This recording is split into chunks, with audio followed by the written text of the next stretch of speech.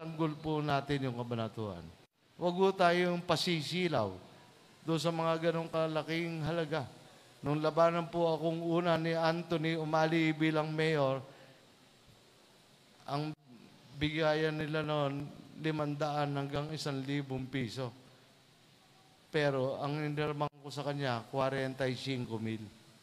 Inihabla pa ako sa COMELEC. Sa 27 taon na pagsisilbi ng aming pamilyang dito, sabi nga ni Mayora, hindi nagbago ang aming bahay. Yung pa rin ang bahay namin tinitiran. Hindi nagbago ang aming lifestyle. Yung pa rin kami. Hindi nagbago yung pakikitungo namin sa taong bayan. Sabi ko, pintas ng pintas, nag-aaral naman yung mga anak nila ron. Nag-aaral naman yung mga apo nila ron. Pero, ganun talaga eh.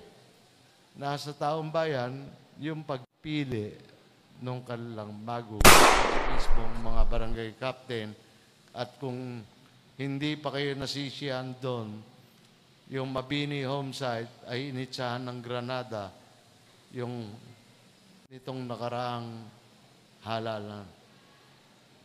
Yung Pagas ay pinuntahang muli. Bakit tayo, mga tiga-kabanatuan, ay napatatakot sa mga dayuhan, samantalang tayong mga tiga-kabanatuan, ang rightfully tayo ang nagpakahirap dito sa ating lungsod. Lungsod ng Kabanatuan, ang itsura ho ng mga eskwelahan ng lungsod ng Kabanatuan noong 1998 ay bago tatapusin ko ito yung Emilio Vergara Highway, yung nakikita nyo sa San Isidro, yun po ay halos tagpos na.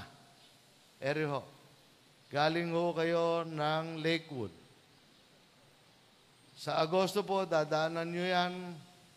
Sabi ni Uro, sa ayaw nyo at sa gusto.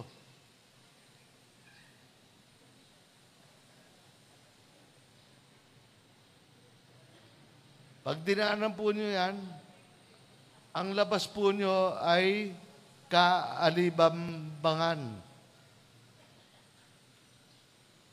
Ito po ay Lourdes, matungal-tungal. Ang susunod po rin ay Cruz Roana. Ano ho ba yung mga bahayan na yon? Grand Victoria. Fortaleza Road, kaliwa, papunta ka ng Valdefuente, General Luna. Kanan, pabalik ka ng Lourdes.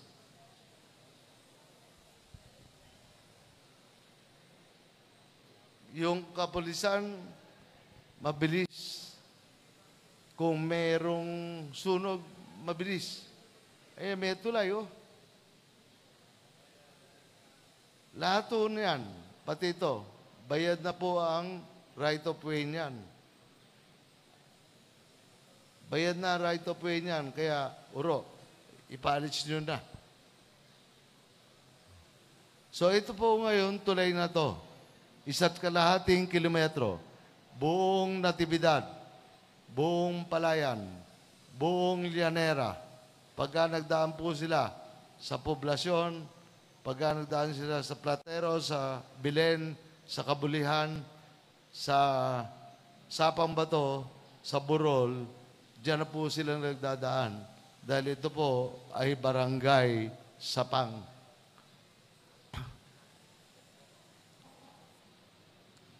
Kaliwa, Barlis, kanan, Sapang, Balite, Burol, Sapambato, Kabulihan, Platero, dire-diretso. Kung di-diretso inunyo, Kabanatuan pa ho ito, Dalampang. Ayan po yung tulay ng Dalampang. Kalahating kilometro po yung tulay na yan, nadadaanan na rin. Pag bumaba po kayo, Kakaliwa ho kayo, pupunta kayo ng Buliran, Pula, Cabanatuan, Pula Natividad, Pula Talavera. Pag kumaliwa kayo, pabalik ulit kayo sa Mayapyap. At ito po ang tinatawag na NIA Canal. Gumagawa ho tayo ng maliit na tulayran pero malapad.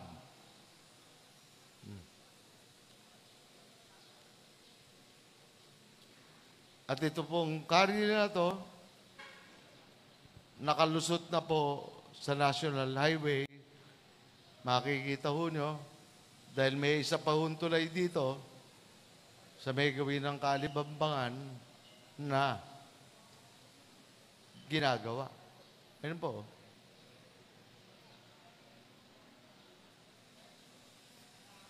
At para sa kaalaman po ng lahat, ang Central Luzon Link Expressway ay diyan po bababa.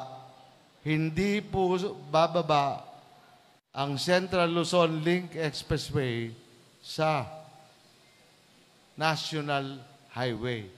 Bababa po sila sa Vergara Highway, pagkatapos kukonektang muli doon sa isang Vergara Highway. So, para naintindihan lamang po ninyo.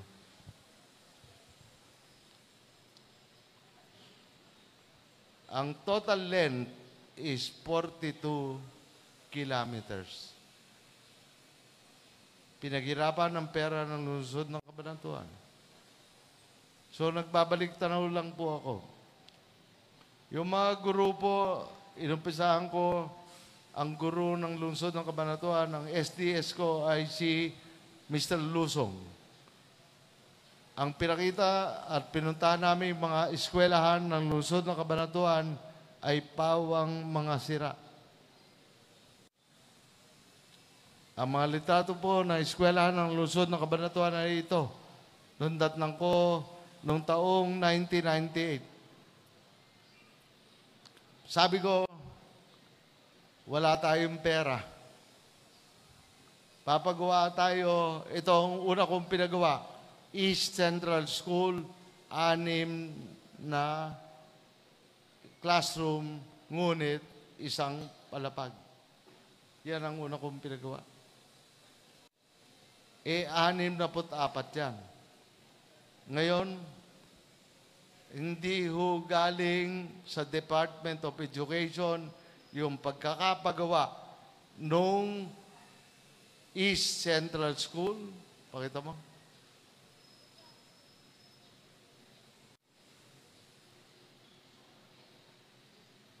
East Central School, San Jose National High School, Lazaro Francisco, Cabanatuan Senior Science High School, doon po sa tapat ng Microtel, meron pang McDonald's ngayon. At pagkatapos po niyan, ang pinagawa po ng lungsod ng Cabanatuan para sa ikabubuti ng inyong mga apo at mga anak ay 5. Kalibambangan, Imelda, Elo Rinono, Kalikid, Marciano de Rosario at Mabini Homesite. Huwag ko kaming pagbibintangan na kapitan namin yan. Ang Mabini Homesite po, hindi namin kapitan. Ang Kaligid Sur po ay hindi namin kapitan. At pagkatapos po, si Mayora Maika, pinapagawa ay 8. 4 na po yung tapos. Ere po yung AKA. Tatapusin ho ngayong Hulyo ni Uro. Ere ho yung AKA. Ere ho yung Kabo. Ere ho yung Camtinyo. At ito po yung JP Milencio sa tapat ng Walter Mart. Hindi ho namin kapitan yung Kabo. Hindi ho namin kapitan yung Dikarma. Nakikinabang ang lahat. Yon ang alam namin na pagmamahal sa Tiga Cabanatuan. Yung apat na bago mag-eleksyon na ni Ribbon Cut ay ere. Yung apat na ni Ribbon Cut.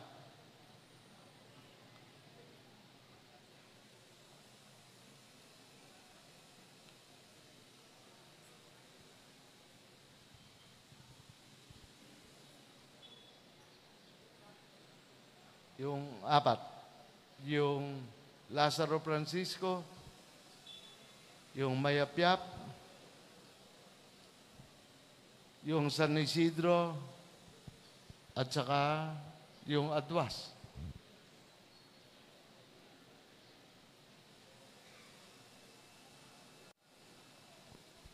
Wala ba? Oh, baby. Hirap. Yan. Hindi yan.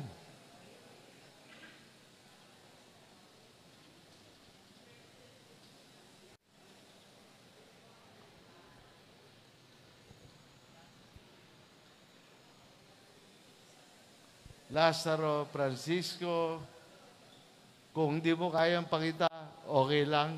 Kasi pwede naman yung tingnan, San Isidro, Lazaro Francisco sa tapat noong La Parilla, yung pong Mayapyap, at saka yung sa Adwas, sa PG Crisostomo. So, yung mga yun, pera lang po na lungsod ng Cabanatuan ang nagpagawa. Kaya nga, sabi ko, pintas ng pintas, nag-aaral naman yung mga anak nila ron. Nag-aaral naman yung mga apo nila ron. Pero, ganun talaga eh. Nasa taong bayan, yung pagpili nung kanilang magugustuhan. Yan.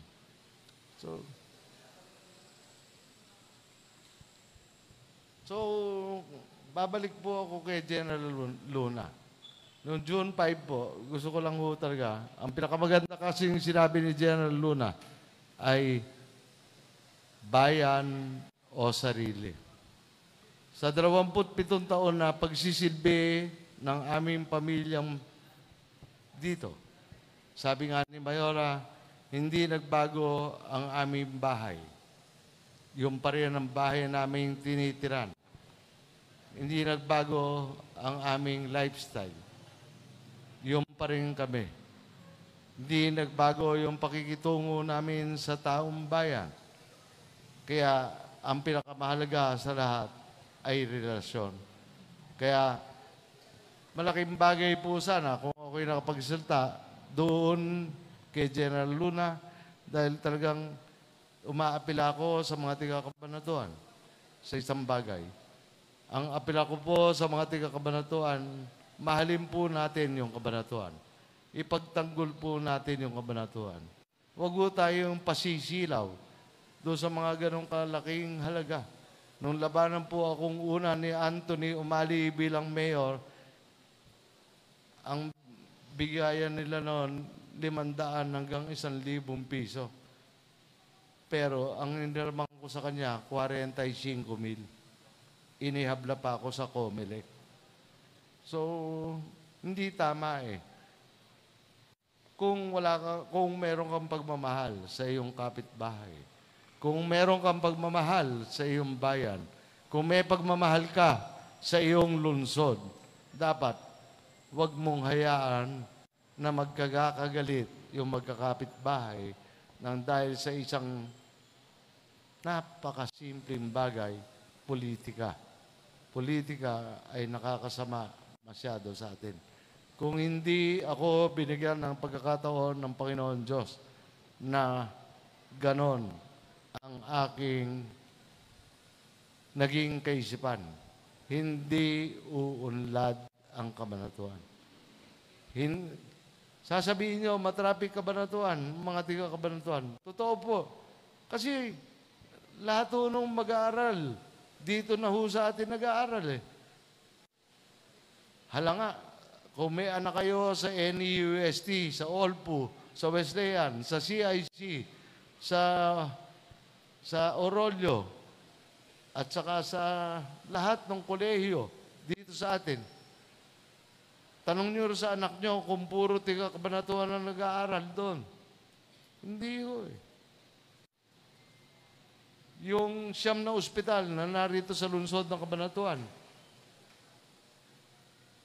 lahat na naka-check-in doon ay hindi tiga-Kabanatuan. Dahil lang maunlad lang yung Kabanatuan. Walang ospital yung mga lugar sa labas ng Kabanatuan. Yun ang katotohanan. Kaya hirap na hirap yung mga pulis natin. Kaya hirap na hirap yung ating social welfare. Kaya hirap na hirap yung ating gobyerno. Dahil kailangan nating pangalagaan yung kanilang mga kapakanan din ng mga pumupunta rito.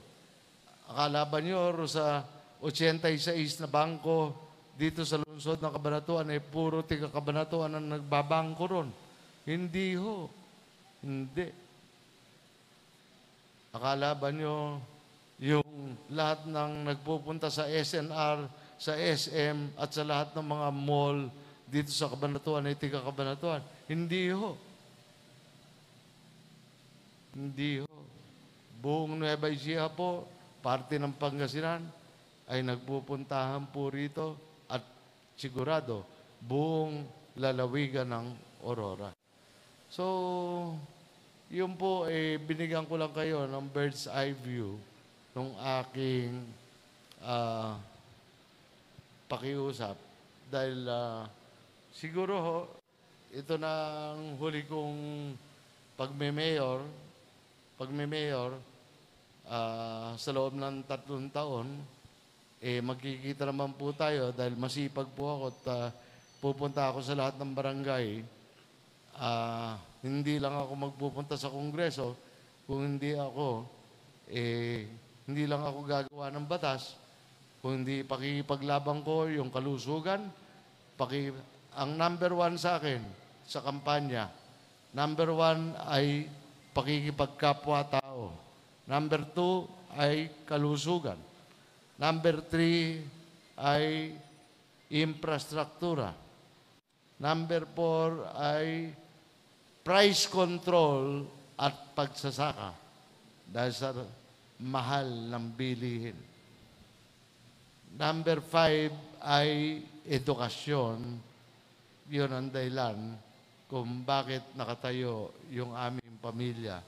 Dahil mahal namin yung aming pinagsisilbihan, ibinoto man kami o hindi.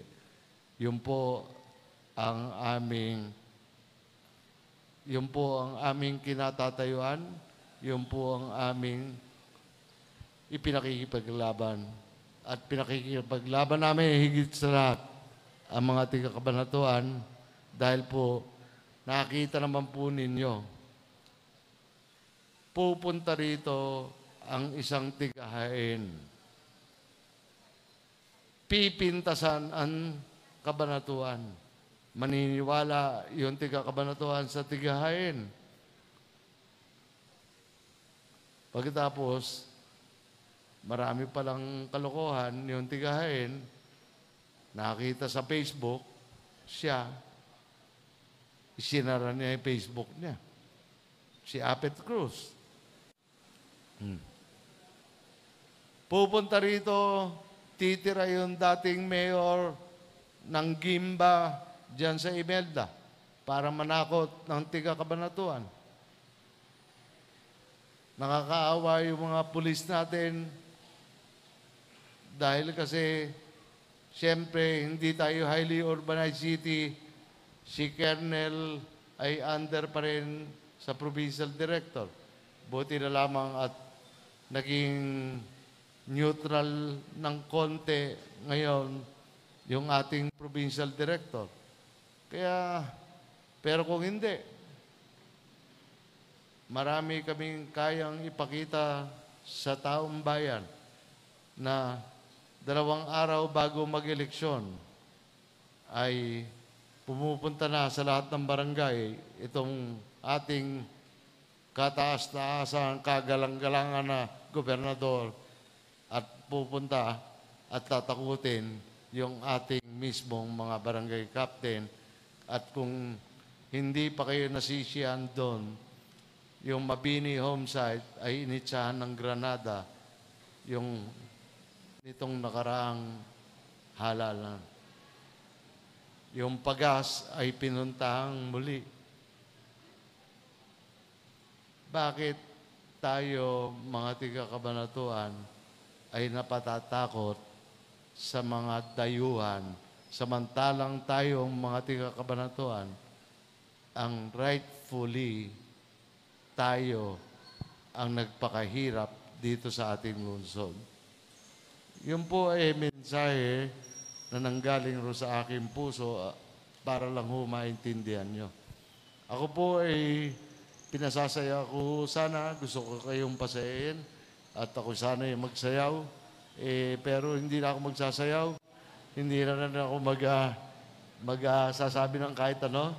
Ang akin lang, kaya ko pong imbitahin kayong muli at pumunta tayo sa convention center at maipakita sa inyo yung hindi nyo nakita kung hindi kayo nagpunta doon sa convention center, yung hirap ng pinagdaanan ng Kabanatuan. So, sa Lunes na umaga na ito, next Monday, si Micah na. Sa susunod na Monday, si Micah ulit. Oh, baby. Maraming salamat po sa pagkakahintay niyo lahat sa akin. At ako po ay si Jay, karaniwang tao, magsisilbi po ng maayos sa Tercero Distrito at higit sa lahat sa aking lungsod. Magandang umaga at I love you, Kabanatuan. I love you, 3rd District. I love you, baby. Aba. Nakakanta ka pa. Siguro ang pakantahin mo. Yun nga eh. So,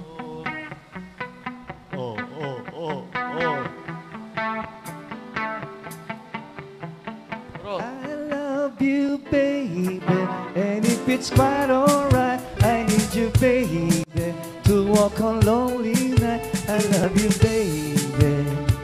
That's me when I say, Hira, baby.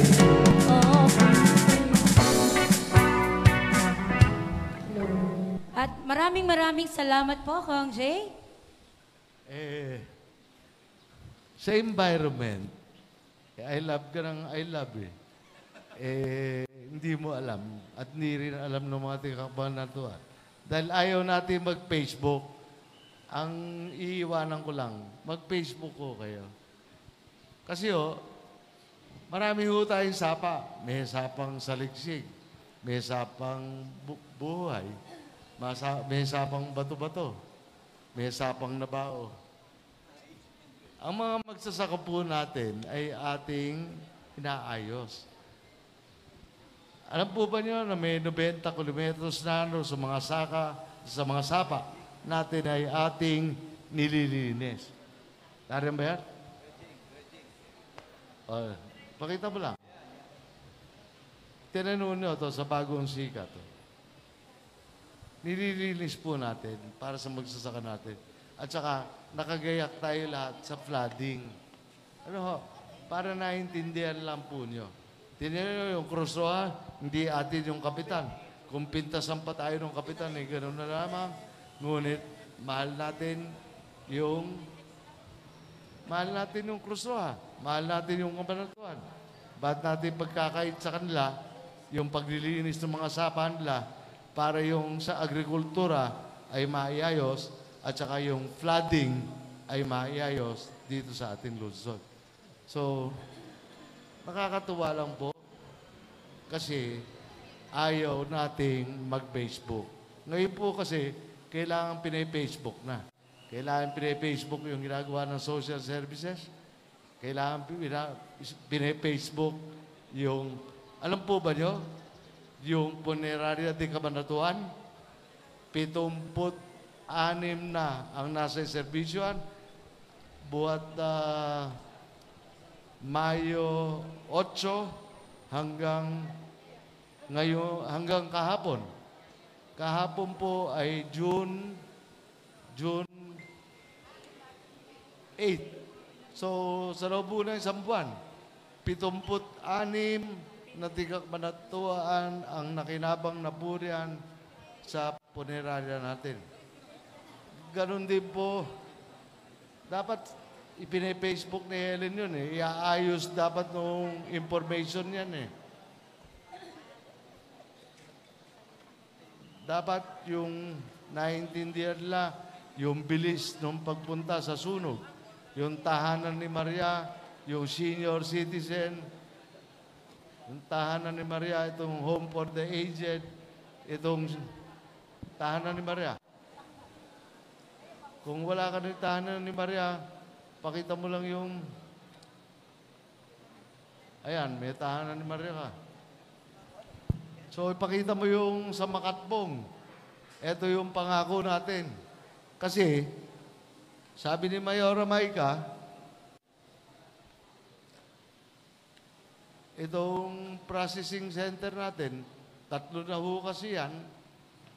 Yan po, lahat ng bahay sa lungsod ng Cabanatuan ay mabibiyaan. Pag-uusapan lang ho ng Local Finance Committee kung 15 pesos ang bawas o 20 pesos ang bawas sa bawat kilo ng bigas.